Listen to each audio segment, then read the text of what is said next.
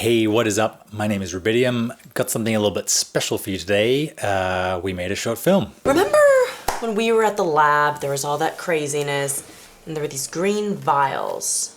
I remember the fire, the explosions, broken glass everywhere. Well, there were these green vials, something that the madman was working on. They were glowing, almost breathing. I think they were alive. Stick around to the end of the episode to see the rest of that. The reason I went to all the trouble of writing, directing, and editing a short film is that I wanted to talk about two-person dialogue, how to shoot it, how to make it look good, how to make it work for you.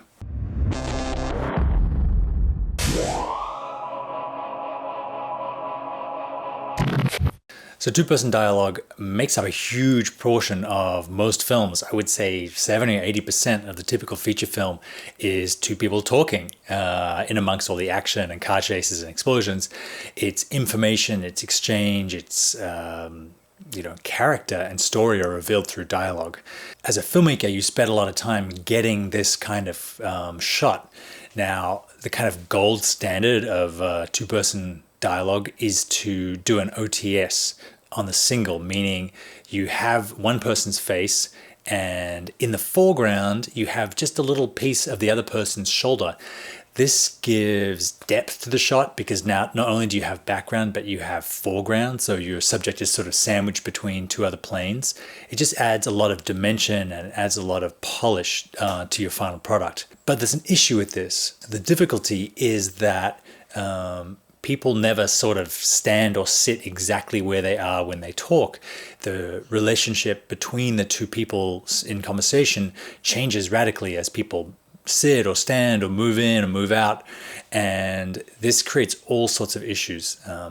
The best way that I've found to solve this problem is to use a slider, to have your camera mounted on a slider behind the second person, and it gives you the freedom to adjust your shot slightly as the actor acts and the distance between the two actors change. So let's jump to set and see what we got up to. We have the two actors staged at a kitchen table. I picked this location because I thought it had different type of background, the books for JD and the depth of the living room for Raina. We have a 6x6 half grid taped, gaffer taped to the outside of the window with a big Fresnel and super panel punching in to illuminate the key, basically give us this key. And I'm going to capture it from JD's side first. Then we're going to probably cheat the table over so we have more room behind JD to shoot Raina's single. When she leans forward to make a point, she then blocks out JD's frame.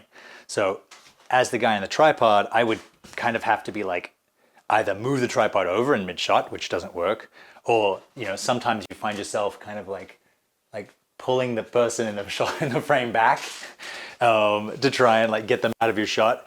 The only real alternative with this is to have the camera handheld, say on my shoulder or in my hand, be allowing for her movement by just moving back and forth. But that adds, unless you're really stable, you don't want to be doing this all day because you're going to add movement to your shot that you may not necessarily want. Rather than doing it that way, we're going to get rid of the tripod, bring in a slider, and see what that gives us. Okay, now I have the camera on a slider setup. It's the move over slider from Benro. It's carbon fiber.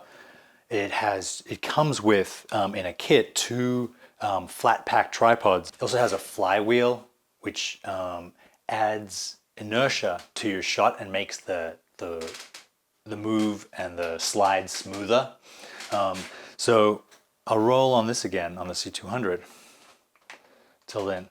So now I can be on James, Raina can move in, and I can just slide across here very innocuously in a way that doesn't interrupt the flow.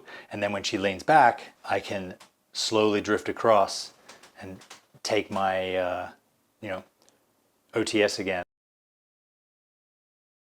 So I had each actor do about 3 or 4 takes of each side. There's a choice you have to make when you're shooting dialogue like this, either the person is quite choreographed and they do exactly the same thing each time so that you as the operator can predict each move, or you let them do whatever they want and do each take different and then try and find matching takes in post, which is riskier but gives the actor more freedom and should give you a better performance.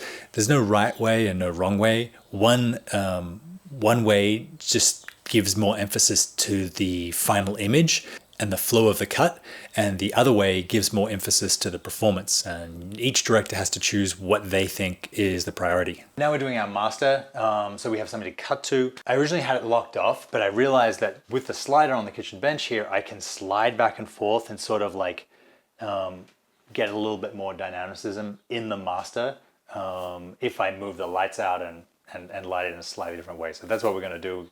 Try a moving master and have the camera moves motivated by who's talking and where the attention is. So these actors that we worked with are absolute pros, Raina Guthrie and JD Brown. They were able to give really great performances that were subtly different each time, and they were alive and fresh and really engaged, but they were similar enough that I was able to sort of work with them and kind of anticipate their movements forward and backwards. So there was lots of shots that I could use or couldn't use, but the reason I got them to do multiple takes was so that I was sure that I had at least one good take of each move. Once we had all the footage, I brought it into DaVinci Resolve, graded it with the Crimson Engine LUTs that I like to use, that I developed for the C200. And I sort of did a few little tweaks on their faces. I put a couple of power windows on, sort of lighting in post. I put a couple of vignettes on to bring the background down. Once I was done with the footage and the grade, I outputted from Resolve into Premiere, which is where I put together my edit. And like I said before, it was a real joy to work with this footage. There was plenty of versions of every moment and it just sort of flowed. It's an awesome situation to be in, to have good choices. You know, often when you're editing, you really have to edit around all the mistakes. So you have to find the one or two takes that you can get away with and that don't jar the audience.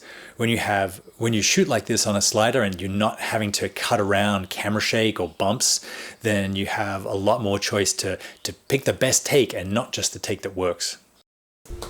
Hi, Tom. Do you have a second? Sure. A second. Can I sit down? By all means. Remember when we were at the lab, there was all that craziness, and there were these green vials? I remember the fire, the explosions, broken glass everywhere. People were shooting at us and we were running for our lives. I didn't exactly have time to take inventory. Well, there were these green vials, something that the madman was working on. They were glowing, almost breathing. I think they were alive. Okay, they were alive, but they're gone. Everything burned. Yes, about that. Did the police ask you afterwards if you took something from the lab? That I do remember. They were thorough in their search. Very concerned, as I recall. Fear of contamination? Yes, I do remember that. And? What? You asked me if I remember the samples and about how the police asked me about them. Yeah, no, that's good. I'm really glad we got all that figured out. Why would you ask me about something if you didn't have something else to add? Oh, yes, I do. The police asked me about the same thing. I lied.